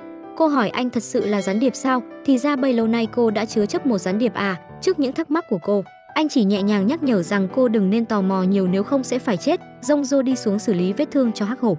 Cô vô cùng ân hận vì đã giúp Suho để anh ta phải chịu hoàn cảnh như này. Hắc hổ đưa tay an ủi cô, nhân lúc không ai để ý. Hắc hổ đã ra hiệu với Jongjo đưa cái nhíp y tế cho mình để phòng khi nguy hiểm. Phía bên ngoài Hân và các đồng đội đang lên kế hoạch tấn công, thì cục trưởng An đi vào nhắc nhở họ không được tự ý hành động vì con gái Bộ trưởng Bộ Quốc phòng Eun Jongjo đang ở trong đó. Bộ trưởng Chan-su khi biết tin con gái mình đang bị bắt làm con tin thì vô cùng lo lắng, gọi điện cho Bộ trưởng Triều Tiên mong ông hãy ra lệnh cho phía bên đó thả người. Sau khi biết Suho bị cảnh sát Hàn Quốc tấn công, Bộ trưởng Triều Tiên vô cùng tức giận, đe dọa sẽ hủy bỏ kế hoạch Phượng Hoàng nếu ông ta không đảm bảo an toàn cho Suho trở về nước. Bộ trưởng Chan-su đành trực tiếp đến chỉ huy hiện trường để tìm cơ hội thả Suho và đồng đội của anh ra. Thư ký Nam Tê sau khi nhận được tin cũng lập tức đi đến để thuận tiện trao đổi giữa hai bên. Phía cảnh sát đặt một chiếc điện thoại trước cửa. Suho yêu cầu Gang Tê ra lấy. Khi nhìn thấy nam chính đứng ở cửa, Hana đã mất bình tĩnh đứng lên cầm súng nhắm thẳng phía anh. May mắn một người đồng đội đã nhanh tay làm lạc hướng viên đạn. Thấy đối phương trở mặt, Jun ở trên tầng điên cuồng xả súng. Nam chính phải mạo hiểm lao ra ngoài kéo Gang Tê và điện thoại vào trong nhà. Bộ trưởng Chan-su vừa tới nơi, nghe thấy tin này thì vô cùng tức giận, loại Hana ra khỏi vụ này. Sau đó ông ta gọi điện cho Suho bảo cậu hãy giữ an toàn cho con tin. 30 phút sau hãy đi theo đường hầm bí mật ra ngoài, ông ta sẽ bí mật đưa cậu về nước. Để tăng độ uy tín, ông còn gửi cho anh một tín hiệu. Suho lên phòng của Giang Du lấy chiếc radio bật lên nghe. Chiếc đài vang lên một bài hát. Lúc ở trong quân ngũ, cấp trên đã nói với anh rằng khi bài hát này được phát trên kênh Bình Nhưỡng thì tức là mệnh lệnh đã thay đổi và anh phải thực hiện vô điều kiện. Anh nhắc nhở đồng đội hãy chuẩn bị để thực hiện kế hoạch. Trước khi đi anh xuống nhìn Jongjo một hồi lâu, nữ chính lúc này đang chìm trong giấc ngủ. Anh cố gắng ghi nhớ kỹ gương mặt ấy vì lần này rời đi có thể sẽ không bao giờ gặp lại. Cùng lúc đó trên vùng biển gần đảo Udo, tàu hải quân của Hàn Quốc đã va chạm với tàu của Triều Tiên. Vì quá máu chiến nên lính hải quân Hàn Quốc đã đánh chìm tàu của Triều Tiên, không biết sẽ ăn nói với bộ trưởng bên đó như nào. Thư ký Nam đã quyết định lật lọng. Khi Nam chính cùng đồng đội ra ngoài bằng đường hầm bí mật, cảnh sát Hàn Quốc đã bí mật tập kích họ. Ngửi thấy mùi nguy hiểm, Suho đã ra hiệu cho đồng đội lùi vào bên trong. Chiếc đèn pha vừa bật lên, bọn chúng lập tức bắn vào chân một người đồng đội của anh. Nam chính nhanh chóng bắn vỡ đèn rồi ném bom khói che mắt quân địch để đưa đồng đội vào trong. Lo lắng cho an nguy của con gái, Bộ trưởng Chan-su đã cướp lấy bộ đàm, ra lệnh cho cảnh sát rút lui. Phía bên trong Hắc hổ đang dân mọi người chạy trốn thì đụng phải Jun đang rút về. Anh ta cầm súng lên đe dọa, yêu cầu con tin trở lại vị trí. Hắc Hổ lao lên giằng co với anh ta khiến cho đạn bay loạn xạ, cửa kính vỡ ra làm cho tay nữ chính bị thương. Sau một hồi tranh chấp, Hắc Hổ đã chiếm được ưu thế thì bị nam chính bắn văng cây nhíp ra ngoài. Quá căm phẫn, Jun đã đứng lên cho anh ta một trận. Hắn còn lôi súng ra định tiễn Hắc Hổ lên đường thì bị nam chính cản lại. Anh khuyên Jun nên giữ cái đầu lạnh vào những lúc như này. Nhìn thấy vết thương trên tay Jongjo, nam chính rất đau lòng, nhân cơ hội đồng đội cũng đang bị thương, anh ra lệnh cho cô cầm bộ cứu thương đi theo mình. Nhưng lên chỉ việc ngồi nhìn anh trị thương cho đồng đội. Trên đường trở về, anh đã kéo cô lại, ngồi xuống chủ động muốn băng bó cho cô, nhưng bị Jongjo hất tay ra, nhưng anh vẫn cố chấp kéo tay cô lại. Lần này cô đã không phản kháng. Cô nói nếu anh cảm thấy có lỗi với cô thì hãy thả mọi người đi, cô sẽ ở lại làm con tin thay họ. Nhưng nam chính nói ngày mai sẽ tìm cách đưa cô ra ngoài để báo đáp ơn cứu mạng, rồi từ sau chúng ta không còn nợ nhau. Nghe 4 chữ không còn nợ nhau, tim cô đau thắt lại. Thì ra đối với anh khoảng thời gian bên nhau đó cũng chỉ là ân tình cứu mạng, không hơn không kém. Thế mà cô đã từng nghĩ anh cũng có chu trung động thật lòng với cô. Hôm sau nam chính yêu cầu bên Hàn Quốc đưa một bác sĩ vào giúp họ trị thương trong vòng 20 phút. Nhân cơ hội đó, Bộ trưởng Chan-su cũng đàm phán hãy thả một vài con tin ra ngoài. Do thời gian quá gấp không tìm được ai thích hợp nên Tổng thư ký Nam Tê đã quyết định đưa bạn gái của mình là bác sĩ Kang vào tiếp ứng. Vì là một người yếu đuối nhút nhát nên cô ta đã từ chối, nhưng khi nghe những lời mật ngọt từ ông ta, cô đã miễn cưỡng đồng ý. Hana cũng được giao nhiệm vụ cải trang thành y tá đi theo bác sĩ Kang và hỗ trợ mọi người. Theo như thỏa thuận, nam chính sẽ thả một vài người ra trước. Anh đã lấy danh sách từ hiệu trưởng và ưu tiên những sinh viên có bệnh nền. Trong số 9 người được thả thì có 3 người của phòng 207. Điều này làm dấy lên làn sóng tranh cãi của các sinh viên trong trường. Nhưng khi nghe tên mình, Jongjo đã không chịu đứng dậy. Bun-o đứng dậy chỉ trích tất cả ngọn nguồn là từ Jongjo mà ra. Tại sao cô ấy lại được thả còn những người khác thì không? Cô ta yêu cầu rút thăm lại. Nhưng Bun-o đâu biết rằng người cuối cùng được nam chính chọn thả ra là cô ta đã tự hủy đi cơ hội của chính mình. Lúc đó bên phía cảnh sát cũng đưa bác sĩ Kang và Hana vào. Sau khi chắc chắn rằng họ không mang theo vũ khí, nam chính đã gọi bác sĩ Kang vào để chữa trị cho đồng đội. Khi nhìn thấy bác sĩ Kang, gương mặt nam chính tỏ rõ sự ngạc nhiên và bất ngờ, phải chăng họ đã quen nhau từ trước. Khi mọi việc đã xong xuôi, Suho quyết định lại những người sẽ được thả đi, trong số đó vẫn có Jongjo. Đúng lúc này một nữ sinh lên cơn khó thở, vì vậy cô muốn nhường cơ hội này lại cho cô sinh viên ấy. Thấy vậy mọi người cũng nháo nhào lên đòi ra ngoài. Jongjo tiết lộ với anh rằng cô chính là con gái của Bộ trưởng Bộ Quốc phòng, vì thế mong anh hãy thả mọi người ra và giữ mình cô ở lại. Nam chính nghe đến đây thì sốc không nói lên lời. Anh nói với cô rằng cô sẽ không có cơ hội được thả nữa đâu và tuyên bố với mọi người vì Jongjo không đi nên chỉ có 9 người được thả. Jongjo tức giận yêu cầu anh hãy thả thêm một người. Nam chính dí súng vào người cô gần từng chữ. Cô nghĩ mình là ai? Với tôi cô chỉ là cái khiên chắn hình người mà thôi. Đôi mắt nữ chính lúc này trở nên tuyệt vọng, từng câu từng chữ ấy như một nhát dao đâm thẳng vào tim nữ chính.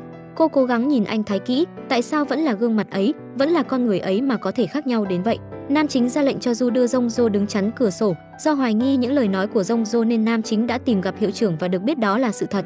Cô thật sự là con gái của Bộ trưởng Bộ Quốc phòng Eun Chan-sun. Mặt nam chính trầm xuống. Con trai của Bộ trưởng Triều Tiên và con gái của Bộ trưởng Quốc phòng Hàn Quốc thì ra họ vốn đã là hai đường thẳng giao nhau, chỉ có thể gặp mặt một lần chứ mãi mãi không thể có kết quả đẹp. Phía bên này Suho tìm gặp bác sĩ Kang để hỏi về vết thương của đồng đội. Cô ta ra hiệu cho anh im lặng, vì trên tường có gắn thiết bị nghe lén. Rồi cô ta đưa anh đọc những dòng chữ trên cánh tay. Qua đó anh biết được cả ký túc xá đã bị gắn thiết bị nghe lén và đội đặc nhiệm Hàn Quốc sẽ sớm xông vào. Biết bọn chúng muốn chơi xỏ mình, Suho đã tới nói chuyện với Hắc Hổ. Anh cố tình cho những người bên ngoài nghe thấy anh đã cài bom trong cả tòa nhà này. Nếu như họ dám tự ý làm bừa, anh sẽ bấm nút cùng chết với 70 con tin. Nghe đến đây bộ trưởng và ổng thư ký cảm thấy rén, liền triển khai kế hoạch khác. Ngày hôm sau, đúng như đã hứa, Suho tiếp tục để Hana thả tự do cho 10 người. Chỉ còn hơn một tuần nữa cuộc bầu cử tổng thống sẽ diễn ra. Bên phía lãnh đạo cần nhanh chóng giải thoát con tin để có thể lấy được lòng tin của nhân dân Đại Hàn. Biết rằng đặc vụ Triều Tiên đang giữ trong người số tiền 300 tỷ won, Bộ trưởng Chan-su đã gọi điện cho Bộ trưởng Triều Tiên Lim Ji-jok, cũng chính là bố của Suho ông, để bàn bạc về việc giết 3 đặc nhiệm Triều Tiên đang trong ký túc xá, rồi ông ta sẽ mang số tiền đó trả lại cho Bộ trưởng Lim. Dù là một vị lãnh tụ, nhưng Bộ trưởng Lim cũng là một người cha yêu thương con. Ông ta không đồng ý và yêu cầu hãy đưa cả 3 người quay trở về mà không tổn hại gì. Vừa dứt lời, thư ký bước vào nói với Bộ trưởng Lim có người cần gặp ông ngay bây giờ. Sau khi ông ta rời đi, Thứ trưởng Triều Tiên đã gọi lại cho Chan-su nói rằng hãy giết cả 3 người đó và mang tiền về cho họ. Sau khi nghe lén được cuộc gọi của bà ta, thư ký đã báo lại cho Bộ trưởng Lim, thì ra ông ta chỉ đóng giả làm một người cha tốt. Trong ký túc xá lúc này, Du đã phát hiện ra khẩu súng lục được giấu trong túi của bác sĩ Kang. Anh ta nổi điên, liên tục tác động vật lý lên người bác sĩ, rồi đưa cô ta ra trước cửa sổ định giết cô ta để cảnh cáo đám người bên ngoài không nên lừa dối bọn họ thêm lần nào nữa. Nhưng nam chính đã ngăn hắn lại, trong khi hai người giằng co, đã vô tình đá khẩu súng đến chân của Jongjo. Thấy tình thế căng thẳng, cô cúi xuống nhặt lấy khẩu súng chĩa thẳng về phía họ, run rẩy nói hãy thả bác sĩ ra. Nam chính nhẹ nhàng khuyên cô hãy bỏ súng xuống vì nó có thể khiến cô bị thương. Hắc Hổ khuyên Du hãy tha cho bác sĩ Kang vì đồng đội của anh đang bị thương rất nặng. Nếu như anh giết chết bác sĩ, sẽ không còn ai dám vào đây để chữa trị nữa. Ngay khi Du vừa bỏ súng xuống, lính bắn tỉa bên ngoài bắn vỡ cửa kính. Du lập tức lao ra điên cuồng xả súng về phía chúng. Nam chính lập tức ôm lấy Jongjo, che đạn cho cô. Lúc cúi người xuống anh đã vô tình làm rơi chiếc máy bay mà mình nhặt được hôm trước. Jongjo cầm chiếc máy bay lên. Cô không ngờ rằng anh đã đọc được những lời này và luôn mang chiếc máy bay theo người. Jongjo ngước lên nhìn Suho. Cô mong chờ anh hãy nói điều gì đó, nhưng nam chính lại một lần nữa khiến cô thất vọng. Anh đi đến giật lấy chiếc máy bay trên tay Jongjo rồi đưa cô ra chắn cửa sổ. Nhân lúc không ai để ý, Hana đã chạy ra ngoài kêu đội đặc nhiệm vào giải cứu con tin, nhưng vì chưa có lệnh của cấp trên nên không ai dám hành động cả. Sau khi bị Ben lãnh đạo Hàn Quốc lừa dối quá nhiều lần, Suho đã gọi điện cho Bộ trưởng Chansu, thông báo rằng anh sẽ giết một người bất kỳ trong vòng 10 phút tới để trừng phạt vì bên phía đó đã lừa dối anh. Sau khi cúp máy, anh đã ra ngoài tháo hết thiết bị nghe lén được gắn trong ký túc xá khiến cho đám lãnh đạo bên ngoài hoảng hốt không hiểu chuyện gì xảy ra. Du đi xuống tầng đưa bác sĩ Kang lên phòng, lúc này cô ta đã nói ra thân phận thật sự của mình. Thì ra bác sĩ Kang là đặc nhiệm cấp cao CUTA Triều Tiên, được cử đến để đưa bọn họ về nước an toàn. Cô bảo Suho hãy kiểm tra chỉ thị mới từ lãnh đạo Triều Tiên. Sau khi giải mã họ biết được, phía lãnh đạo đã đạt được thỏa thuận với phía Hàn Quốc, yêu cầu họ không được giết một con tin nào và trở về nước sau 10 ngày. Nửa đêm khi mọi người đang say giấc, Suho đi xuống cởi trói cho Jongjo và đưa cô lên phòng ăn cơm. Đã mấy ngày nay không được gì vào bụng, nhìn cô phờ phạc và ốm đi nhiều. Cô chủ động hỏi anh về chiếc máy bay giấy, tại sao anh lại có được nó? Có phải thấy nó nên anh mới quay lại ký túc xá không? Nam chính chưa kịp nói gì thì trên TV đưa tin anh trai cô đã qua đời. Người gây ra cái chết này là đồng đội của nam chính. Biết được người thân yêu nhất đã qua đời, Jongjo lập tức chạy đi. Cô muốn ra ngoài để biết sự thật, nam chính chạy theo kéo cô lại. Cô đau đớn đánh vào người anh, luôn miệng hỏi tại sao các người lại làm như vậy? Anh ấy đã làm sai điều gì? Trước những lời nói và hành động của cô, nam chính không hề phản kháng. Anh đứng yên cho cô chút giận đến khi Jongjo ngất lịm đi vì mệt. Sau khi đưa Jongjo về nghỉ ngơi, bác sĩ Kang đã gọi anh ra ngoài.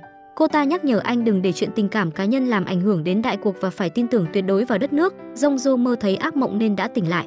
Thấy cô căng thẳng và khó thở, bác sĩ Kang đi tới muốn giúp cô. Nhưng khi cởi nút áo, bác sĩ đã nhìn thấy chiếc dây chuyền trên cổ nữ chính. Cô ta nhớ lại Suho đã từng nói chiếc dây chuyền này đối với anh còn quan trọng hơn cả mạng sống. Khi cô ta đang chìm trong dòng suy nghĩ thì nữ chính giật bộ chuyền nước rồi chạy ra ngoài. Jongjo xin nam chính cho mình ra ngoài để về tham dự tang lễ của anh trai, nhưng anh không đồng ý. Anh đưa cô quay lại khu tập trung rồi lên phòng lấy chiếc khăn mà anh trai cô đã tặng đưa cho Jongjo. Nhìn thấy kỷ vật của anh trai, Jongjo òa khóc nức nở. Ngày hôm sau cô thất thần như người mất hồn, không ăn không uống, khiến mọi người rất lo lắng. Bác sĩ Kang khuyên Suho thả 30 người ra để dễ dàng kiểm soát. Cô ta hỏi anh có muốn thả ai không, biết rằng cô ta muốn thăm dò mình. Suho hờ hững nói giữ lại con gái Bộ trưởng Bộ Quốc phòng, còn thả ai cũng được. 30 con tin đã được thả ra ngoài, nhưng Jongjo và các bạn cùng phòng vẫn phải ở lại. Có lẽ anh muốn giữ 3 người kia lại để chăm sóc cho cô trong những ngày cô suy sụp thế này. Trong lúc vào bếp lấy nước nóng, Bun-o đã tình cờ phát hiện ra ba lô đựng tiền và vũ khí của nam chính. Lúc này tên nghiện con trai bác bảo vệ đã chạy vào lấy trộm số tiền và cầm súng ra định bắn Du. Nhưng thật không may trong súng không có một viên đạn nào cả. Nhận thức được sai lầm của mình, hắn và bác bảo vệ quỳ xuống xin Du tha mạng. Thấy Du định nổ súng giết tên nghiện, Hắc Hổ đã lên tiếng thách thức hắn dám bắn mình. Vì cấp trên đã ra lệnh không được giết một con tin nào, nên nam chính đã đưa 3 người nhốt vào phòng cầu nguyện. Tại đây bác bảo vệ đã chỉ cho Hắc Hổ con đường bí mật để dẫn ra túp lều trên núi. Anh ta đi theo sự chỉ dẫn của bác bảo vệ, chạy ra ngoài gọi đội đặc nhiệm xông vào giải cứu con tin.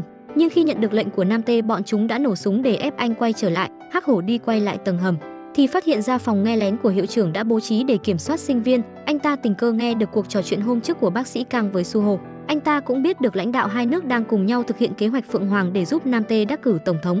Bên này nam chính sau khi biết được sự việc của Hắc Hổ đã gọi điện cho Nam Tê hỏi ông ta tại sao lại nổ súng ép anh ta vào. Nam Tê nhắc nhở anh hãy trông chừng Hắc Hổ thật kỹ. Sau khi cuộc bầu cử tổng thống diễn ra, bọn họ sẽ đưa anh và đồng đội trở về nước. Hắc Hổ lúc này đã hiểu ra, lãnh đạo Hàn Quốc vốn dĩ không muốn giải cứu con tin, họ chỉ lợi dụng sự việc này để tranh cử tổng thống, sau đó sẽ giết chết tất cả. Hắc Hổ nói điều này với Suho và mong anh có thể cùng mình cứu tất cả mọi người, nhưng nam chính vẫn một mực trung thành với tổ quốc. Anh lựa chọn tin tưởng và sẵn sàng hy sinh vì danh dự nước nhà. Đã 3 ngày kể từ khi anh trai qua đời, Jongjo rất muốn ra ngoài để nhìn anh lần cuối. Cô đi đến hỏi Hắc Hổ hỏi anh ta có thể giúp mình không, nhưng anh ta khuyên cô không nên manh động vì Suho đang giữ kíp nổ trong người và nếu bị dồn vào đường anh ta sẽ cho nổ tung chỗ này.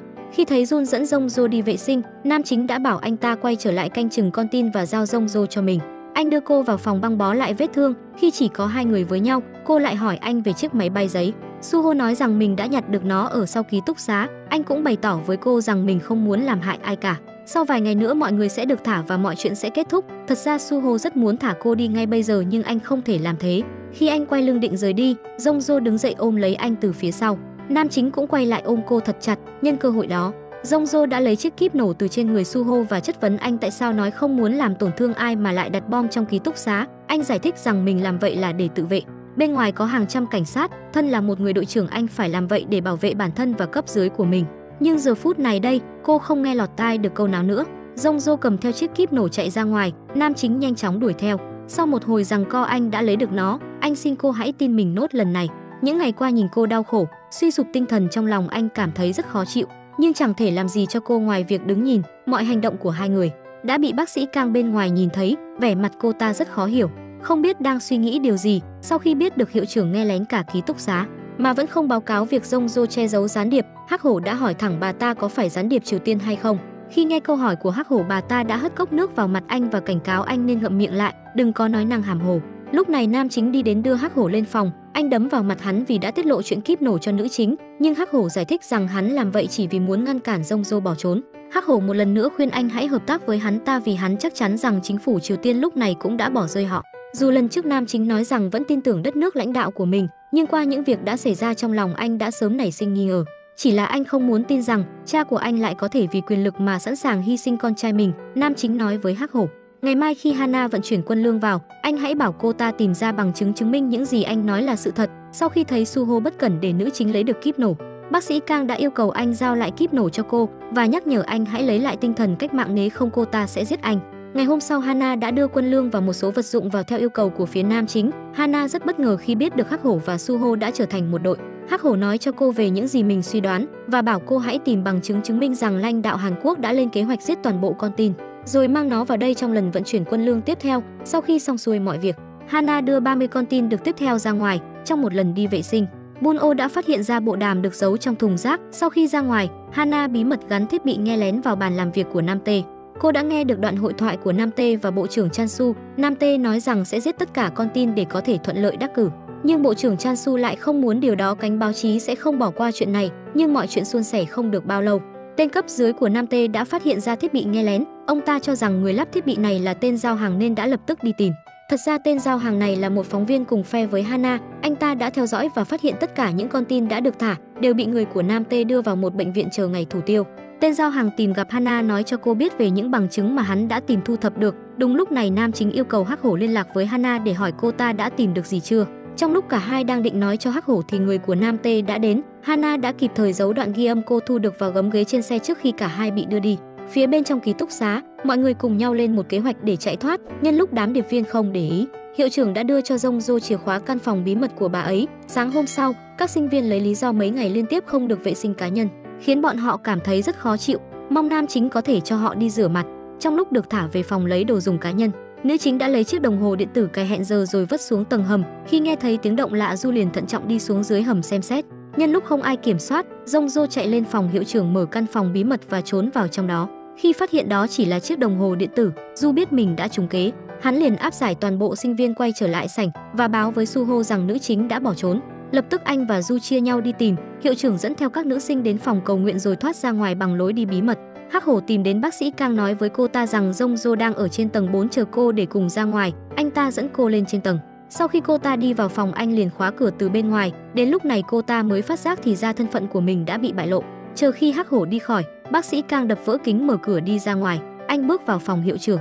Nghe thấy có người vào, Jongjo căng thẳng làm rơi đĩa băng. Tiếng động đó khiến nam chính phát hiện cô đang ở trong phòng. Cô sợ hãi bịt miệng lại để không phát ra tiếng động. Suho khuyên cô hãy tin anh nhất định sẽ đưa cô ra ngoài an toàn. Khi nghe thấy tiếng gõ cửa quen thuộc, Jongjo đã mềm lòng, đó là ký hiệu đặc biệt giữa hai người. Cô nhớ lại những ngày tháng cùng anh trước đây, những ngày tháng tươi đẹp chỉ có anh và cô, không có súng đạn, không có sự phân biệt đất nước. Đúng lúc này Hắc Hổ đi vào, nam chính và hắn ta lao vào ẩu đả. Với kinh nghiệm của một đặc vụ Triều Tiên, anh nhanh chóng hạ gục hắn. Nhưng khi thấy Jongjo định tấn công mình, Suho đã mất tập trung. Nhận cơ hội đó, Hắc Hổ lập tức lật ngược tình thế và dí súng vào đầu Suho. Anh ta áp giải nam chính xuống phòng cầu nguyện, giúp mọi người gỡ bom để chạy thoát. Nhưng khi mọi người đang định chạy ra ngoài, bác sĩ Kang đã xuất hiện giơ kíp nổ lên đe dọa và yêu cầu tất cả con tin quay trở lại. Nhưng Gang Tae vẫn cố tình mở cửa. Cô ta lập tức cho nổ tung một khu của trường học. Sau tiếng nổ kinh hoàng đó, Bộ trưởng Chan Su vô cùng lo lắng, ông yêu cầu nam chính đưa con gái mình ra nhà ăn để chứng minh cô ấy vẫn an toàn. Suho xuống đưa Jong Jo ra như đã hẹn. Nhận thấy cô chuẩn bị nói ra thân phận của bác sĩ, Du lập tức nổ súng. Rất may Suho đã lao đến cứu cô một mạng, anh ôm lấy Jong Jo, cố hết sức bảo vệ cho cô được an toàn. Sau một tràng đạn nổ, tay anh đã bị thương không nhẹ, vì Jong Jo ngang bướng không nghe theo lệnh nên bác sĩ Kang đã tức giận tát cô một cái đau điếng. Chứng kiến người con gái mình yêu bị tổn thương, nam chính vô cùng xót xa, nhưng điều đớn đau hơn cả là anh chẳng thể làm gì, vì đó là cấp trên của họ. Trong lúc nam chính đưa họ xuống hầm, Hắc Hổ đã thuyết phục anh yêu cầu bên phía Hàn Quốc cử Hana mang quân lương vào, vì anh ta tin rằng Hân đã nghe được điều gì đó. Vụ nổ hôm trước đã gây xôn xao dư luận Hàn Quốc. Phụ huynh của các sinh viên cũng đã làm loạn lên vì lo lắng cho con em mình. Nam T đã đề nghị nam chính hãy quay video gửi về cho họ để chứng minh 34 con tin đều an toàn.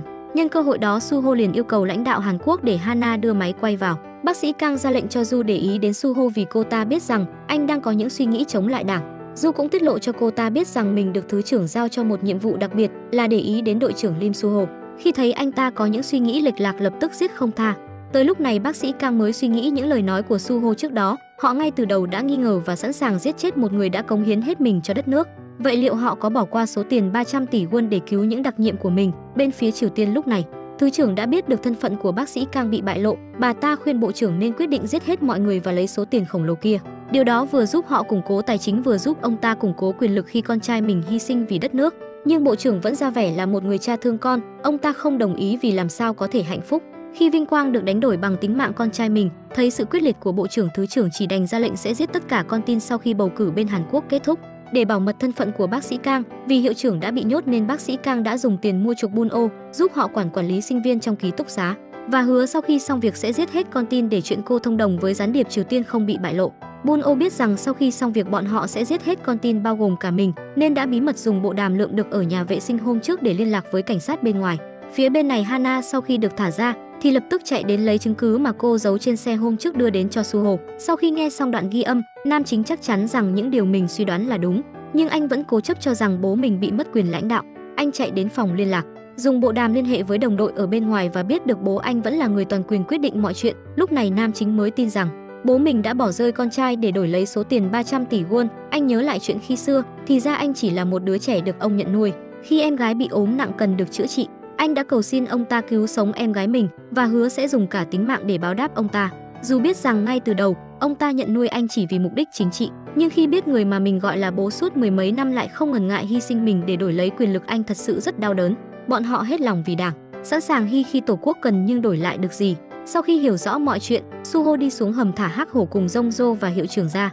Nam chính đã quyết định cùng anh ta đưa mọi người ra ngoài an toàn. Bọn họ lên kế hoạch cùng nhau bắt hết các gián điệp. Hắc Hổ đi vào phòng dùng súng uy hiếp bác sĩ Kang để nam chính đi đến lấy súng của cô ta, sau đó trói cô ta vào ghế. Biết được Suho đã bắt tay với hắn, bác sĩ Kang tức giận chửi anh là đồ phản quốc. Điều này tình cờ đã bị Bun-o đi qua nghe thấy. Cô ta chạy xuống báo với Du rằng bác sĩ Kang đã bị nam chính và Hắc Hổ bắt trói. Du lập tức chạy lên. Khi anh đang cẩn thận thám thính bên trong, nam chính từ trong phòng xông ra giằng co chiếc súng. Nhân lúc anh ta không để ý, Hắc Hổ từ phía sau chĩa súng vào đầu khống chế anh ta. Nam chính mở đoạn ghi âm mà Hana thu được cho bác sĩ Kang và Du nghe, nhưng họ vẫn không hề lay động. Trong lúc đó, Bun-o chạy xuống tầng hầm nói với Jong Jo các gián điệp đã bị bắt và gọi Jong Jo lên trên cùng mọi người. Mấy ngày này bị trói dưới hầm nên Jong Jo không hề biết cô ta đã bị gián điệp mua chuộc nên đã không nghi ngờ đi cùng cô ta. Nhưng khi đến nửa đường, Bun-o rút súng ra đe dọa nữ chính ép cô đi theo mình. Cô ta đẩy Jong Jo vào trong phòng những người kia đang nói chuyện, dùng tính mạng nữ chính yêu cầu Suho và Hắc Hổ cởi trói cho bác sĩ Kang và Du. Trong lúc tình hình vô cùng căng thẳng, hiệu trưởng đi vào kéo Jong Jo ra. Bà đứng trước lòng súng của Bun-o và bảo cô ta hãy bắn mình. Trong lúc kích động, Bun-o đã thực sự nổ súng, nhưng may mắn trong súng không hề có đạn. Lúc này cô ta mới hiểu thì ra bác sĩ Kang chỉ muốn lợi dụng mình. Suho và Hắc Hổ cho mọi người biết rằng lãnh đạo Hàn Quốc vốn không có ý định giải cứu con tin, họ chỉ lợi dụng chuyện này để tranh cử tổng thống. Sau khi cuộc bầu cử kết thúc không ai có thể sống sót, Suho và Hắc Hổ mong muốn mọi người có thể hợp tác cùng bọn họ để có thể ra khỏi đây một cách an toàn. Để bày tỏ thành ý của mình, Suho cho phép mọi người có thể đi lại tự do trong ký túc xá. Sau khi được thả ra, Bun-o lập tức chạy về phòng dùng bộ đàm liên lạc với cục trưởng An, đang định tiết lộ chuyện Hắc Hổ và nam chính bắt tay với nhau thì Hắc Hổ lao vào giật lấy bộ đàm và cắt đứt dây liên lạc.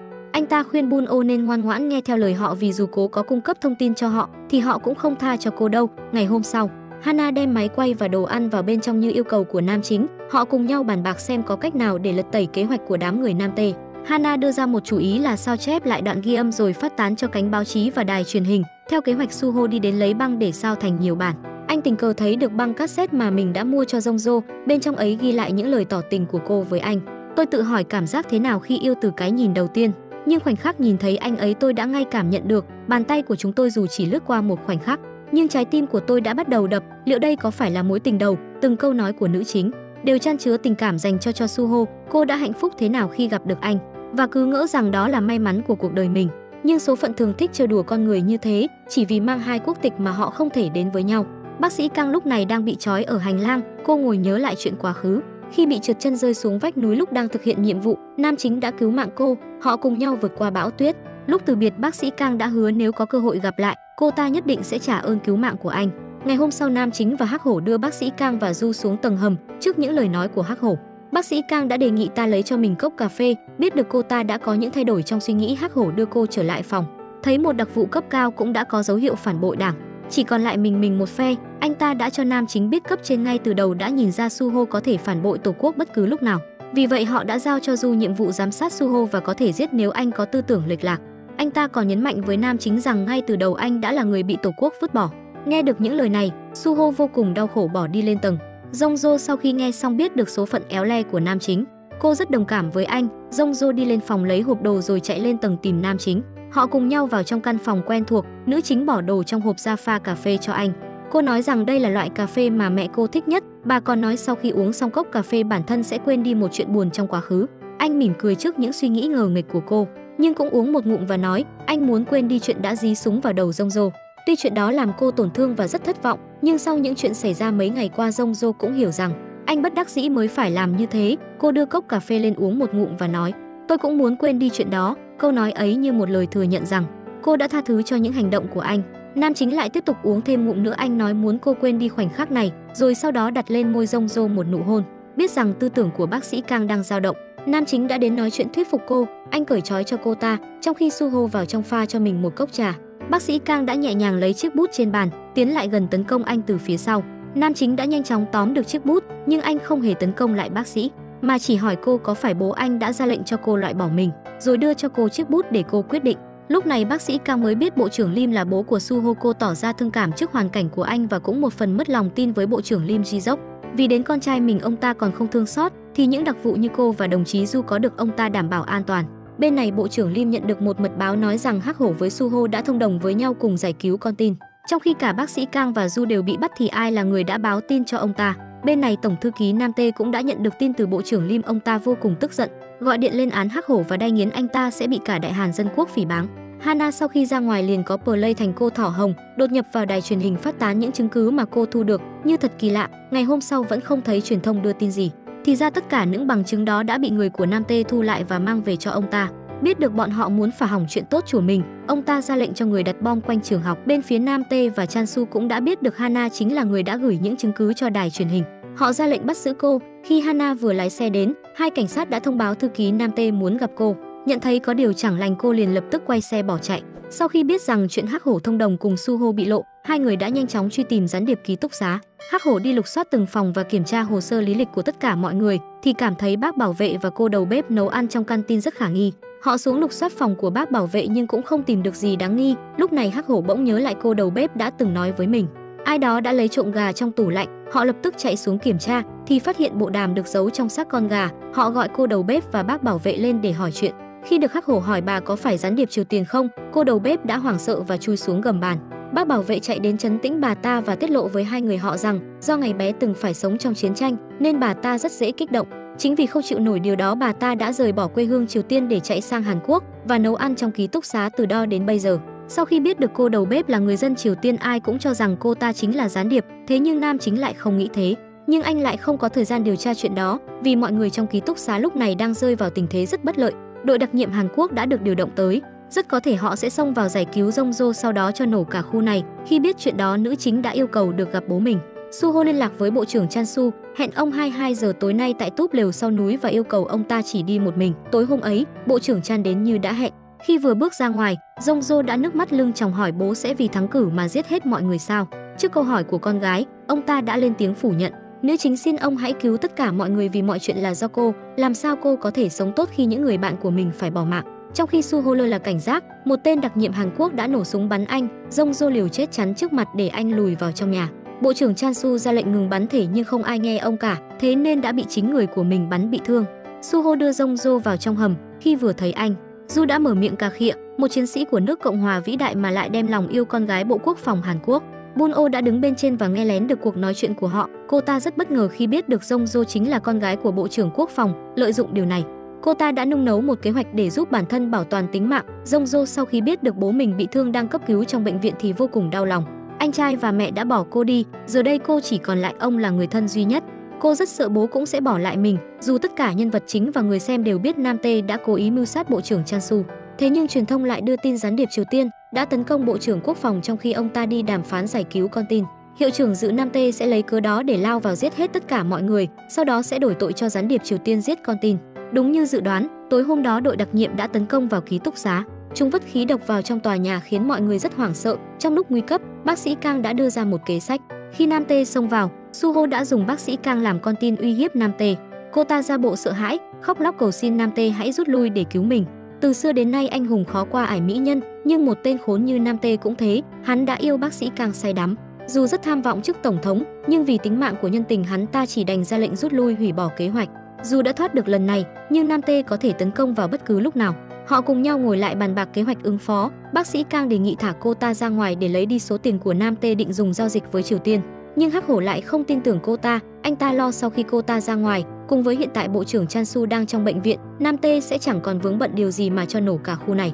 Suho đề xuất hãy cho vợ của Bộ trưởng Chan-su biết, Tổng bí thư Đảng cầm quyền Nam Tae đã cố tình mưu sát Bộ trưởng Quốc phòng Eun Chan-su. Anh tin rằng sau khi bà ta biết điều này, sẽ tìm cách ngăn Nam Tae lại để cứu con gái. Hana đã cải trang thành bác sĩ, đột nhập vào bệnh viện báo cho vợ Bộ trưởng Chan-su biết tin này.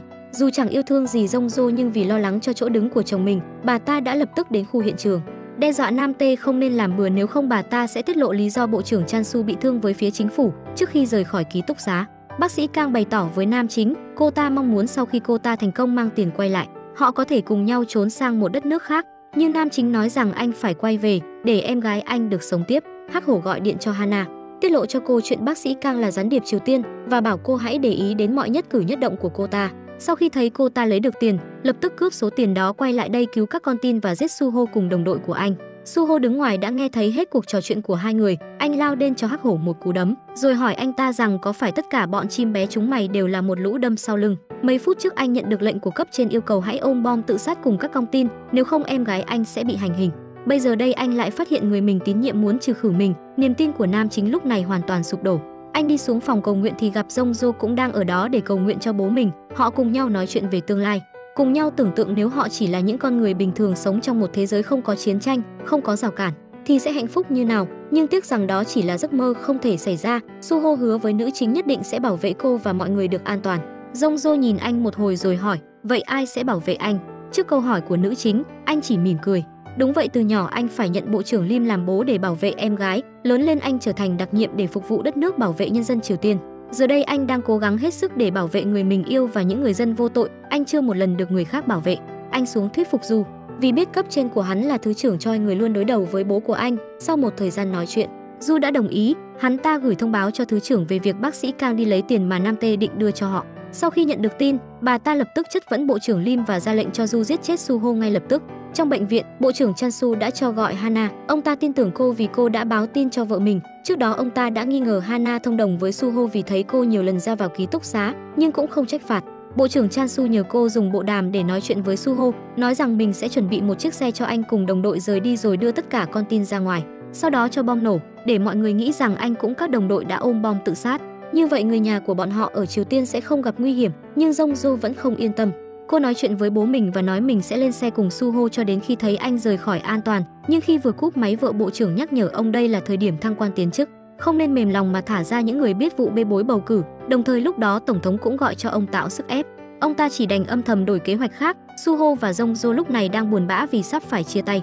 Anh tháo chiếc dây chuyền trên cổ mình, một lần nữa đeo lại cho cô. Jong-jo hứa lần sau gặp lại cô nhất định sẽ trả lại cho anh sợi dây chuyền này. Sau khi biết được Bộ trưởng Quốc phòng sẽ thả mọi người ra, Bun-oh lo sợ họ sẽ khai ra cô từng thông đồng với gián điệp nên đã gọi cho cục trưởng An để ngăn chặn họ đưa con tin ra ngoài. nhưng ông ta không thèm quan tâm mà còn yêu cầu cô đừng liên lạc với mình nữa. Hiệu trưởng phát hiện Bun ô báo tin cho cục trưởng An thì vô cùng tức giận. Trong lúc hai người giằng co đã vô tình làm rơi bức ảnh của bà Trục cùng chị gái Bun ô. Lúc này hiệu trưởng mới cho cô ta biết sự thật, hiệu trưởng và chị gái Bun ô từng là bạn thân của nhau. Thế nhưng chị gái cô ta lại cướp vị hôn phu của bà, ông ta là một người phản đối chế độ độc tài, nên chị gái Bun ô đã bị cục trưởng An bắt giữ và hành hạ đến chết. Bác sĩ Kang đã hạ gục một tên đặc nhiệm Hàn Quốc, sau đó mặc quần áo của hắn để đột nhập vào ký túc xá, kịp thời cứu Suho khi anh đang sắp bị Du giết chết. Nam Tê ra lệnh cho đội đặc nhiệm đúng 22 giờ nổ tung ký túc xá. Nhưng lúc này bộ trưởng Chan Su đã đi đến bắt ông ta vì đã nuôi gián điệp. Trước những lời buộc tội vô căn cứ, ông ta liền chối bay chối biến, nói rằng mình và bác sĩ Kang chỉ là quan hệ bệnh nhân bác sĩ. Đúng lúc này bác sĩ Kang gọi đến báo với anh ta, mình đã mang 300 tỷ won vào trong ký túc xá, nếu anh ta cho nổ khu này thì số tiền ấy cũng tan thành mây khói. Hana cũng đưa ra bức ảnh thân mật của Nam Tê và bác sĩ Kang. Hắn ta bây giờ không còn lời nào chối cãi, chỉ đành để cảnh sát bắt đi cùng cục trưởng An. Vì kế hoạch thất bại nên bộ trưởng Lim đã bị tước chức. Trước khi đi, ông ta cho thứ trưởng biết một sự thật là Suho, người mà bà ta ra lệnh giết chết, chính là đứa con trai mà bà ta đã bỏ rơi 18 năm trước, và nói thêm người của ông ta vẫn còn trong ký túc xá. Chỉ cần bà ta làm trái lệnh ông, bộ trưởng Lim sẽ ra lệnh giết Suho ngay lập tức. Nhưng ông ta đã đánh giá quá cao tình mẫu tử của thứ trưởng, bà ta không hề bị lay chuyển, thậm chí còn bảo ông ra lệnh cho gián điệp hãy giết con trai ruột của mình. Suho sau khi biết sự thật đã rất đau khổ, anh bị bố nuôi bỏ rơi, giờ đây đến mẹ ruột cũng muốn giết chết mình. Bác sĩ Kang đi đến an ủi anh và đưa cho anh số tiền khổng lồ kia. Mật khẩu là ngày anh đã cứu cô ta. Sau khi biết được tình cảm sâu đậm của bác sĩ Kang dành cho nam chính, Jong Jo chỉ im lặng rồi rời đi. Lúc này còn có một người khác nghe lén cuộc nói chuyện của hai người họ, đó chính là bác bảo vệ. Thì ra ông ta chính là gián điệp do bố Suho cài vào. Đã đến giờ hẹn nhưng vẫn không có phụ huynh và nhà báo nào xuất hiện. Hắc Hổ và nam chính lo sợ bộ trưởng Chan Su sẽ thất hứa nên đã gọi cho ông ta để chất vấn. Sau khi nam chính đe dọa sẽ không trả lại số tiền 300 tỷ won như kế hoạch, ông ta đã mang tính mạng con gái mình ra để thề rằng sẽ cứu tất cả mọi người trong ký túc xá. Nam chính không tin tưởng bộ trưởng Chan Su, nhưng Hắc Hổ đã đảm bảo với anh sẽ cứu mọi người và khuyên anh hãy đi cùng đồng đội của mình. Nam chính lên tầng từ biệt Jong Jo. Anh trao cho anh chiếc khăn mà anh trai cô tặng, đối với cô nó rất quý giá. Cô nhắc anh nhất định phải gặp lại để trả chiếc khăn cho mình, nhưng nam chính đã từ chối nhận. Anh bảo cô đừng chờ đợi mình, vì khoảnh khắc anh bước ra khỏi khu nhà này, anh sẽ quên đi sự tồn tại của cô. Có lẽ khi nói ra những điều này, trong lòng nam chính cũng chẳng dễ chịu gì, nhưng vì anh biết rằng mình và cô không thể có kết thúc tốt đẹp, nên đành nói những lời nhẫn tâm để không làm lỡ dở cuộc đời người mình yêu. Ngay khi đám người Suho định rời đi, một nữ sinh đã chạy tới báo với Hắc Hổ và hiệu trưởng rằng cô ta nhìn thấy bác bảo vệ dùng bộ đàm liên lạc với ai đó, nói sẽ giết Suho và bác sĩ Kang. Jong Jo lập tức chạy theo ngăn cản Suho nhưng không kịp. Bốn người cùng nhau lên xe rời đi, nhưng họ gặp phải chốt kiểm soát an ninh. Vì Suho và bác sĩ Kang đã bị đám cảnh sát biết mặt nên họ quyết định xuống đi bộ bằng đường khác, để cho hai đồng đội còn lại đi xe. Phía bên này Hana liều mạng xông vào tù cứu tên phóng viên. Sau đó họ cùng nhau tới đầu truyền hình, dùng đài phát thanh cho toàn bộ mọi người biết về 33 con tin đang bị bắt cóc bên trong ký túc xá, là âm mưu chính trị đã được lên kế hoạch để phục vụ cho cuộc bầu cử sắp tới. Đoạn phát thanh tuy không dài nhưng đã tạo ra một cơn sóng truyền thông dữ dội. Mọi người kéo nhau mang bảng tới trước cổng trường học biểu tình, yêu cầu chính phủ trả lại con em của mình. Bộ trưởng Chan Su ra lệnh cho cục trưởng An đưa người đến bắt Hana và bắn chết tên phóng viên. Nhận thấy mọi chuyện đã bung bét, mà bộ trưởng quốc phòng trước sau chỉ muốn cứu con gái mình, tổng thống đã ra lệnh thả Nam Tê thay thế bộ trưởng Chan Su để dọn dẹp tàn cuộc. Suho và bác sĩ Kang lúc này đã đến cảng. Khi họ lên xe định rời đi thì tin tức đưa tin bộ trưởng quốc phòng Eun Chan Su đã bị cắt chức. Do Jong Jo đã tích cực giúp đỡ gián điệp Triều Tiên, biết được nữ chính đang gặp nguy hiểm, Suho đã quyết định quay lại cứu cô. Đúng lúc này bác bảo vệ và đồng bọn kéo đến, chính họ đã giết chết Du và đồng đội của anh. Nam chính không tỏ ra bất ngờ khi biết được ông ta chính là gián điệp mà bố mình cài vào. Suho cho ông biết rằng Nam Tê đã lên nắm quyền và Jong Jo đang gặp nguy hiểm. Bác bảo vệ thương nữ chính như con gái của mình, vì thế lao lên chiến đấu với đồng đội để nhường quyền sống cho nam chính trở về cứu Jong Jo. Trước khi quay lại, bác sĩ Kang đã đưa cho anh số tiền để anh có thể chạy sang một đất nước khác, nhưng anh đã không nhận. Cô đã vì anh mà hy sinh quá nhiều rồi, anh không thể nợ cô thêm nữa. Anh mong cô hãy có thể sống tốt và giúp đỡ người thân của những đồng đội đã bỏ mạng, biết rằng mọi người khí có thể sống sót. Hắc Hổ đã gọi điện cho bộ trưởng Chan Su cầu xin ông hãy tha cho các con tin, anh hứa sẽ đưa ra lời khai có lợi cho bộ quốc phòng. Bộ trưởng ra lệnh cho cục trưởng An gọi phóng viên đến và thả mọi người ra trong vòng 5 phút nữa. Thế nhưng cục trưởng Chan Su đã nói với ông rằng hiện giờ Nam Tê là người chỉ huy hiện trường và đề nghị ông hãy rời khỏi đây. Bên ngoài, Nam Tê còn đưa cả xe tăng đến để làm màu với công chúng.